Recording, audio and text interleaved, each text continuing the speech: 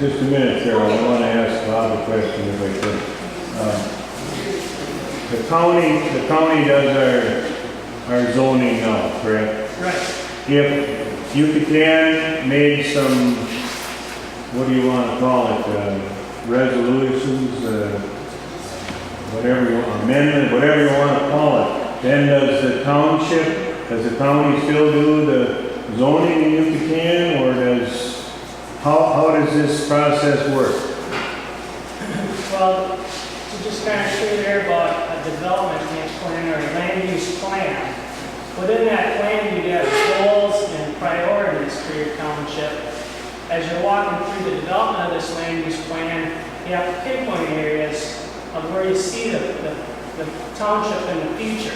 You know, if your township has a goal of maintaining agriculture within the township, because it's a big economic driver, well, those are things that you would do to develop an ordinance to go ahead and administer the development of agriculture as a priority in the township. So, to answer your question, if you develop a land use plan and you've got an ordinance to address certain things because of this plan, then it's up to the township to go ahead and administer any zoning, the rules that come into play. So, anything that you have that addresses use of your land, or a private individual's land, that's beyond what the county has within the county zoning ordinance, that's within your township ordinance, you're burdened with the idea that you have to administer that here within the township. Does that mean we have to hire an administrator? Yes. No, that would certainly be the way to do it. For example, is the Preston Township. They're the only township currently in Houston County that has their own zoning ordinance, and they have a zoning administrator that just works on zoning within the township of Preston. Is that an attorney? What is it, the census? No, it's not an attorney, but just an individual. Is it required?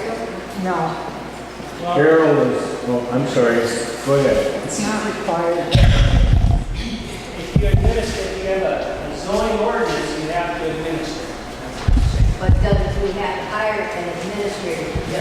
No, point of order, I looked up the law, and the law says it doesn't need to be administered, Exactly. but in many small townships, the board of supervisors administers, so that if there's a violation, the board of supervisors contacts. So do they have to go to zoning school to learn No. the rules? No. What about the lawyer who has to overlook all of this? Because it's been highly suggested that any time an ordinance is passed, that a lawyer is involved in overseeing.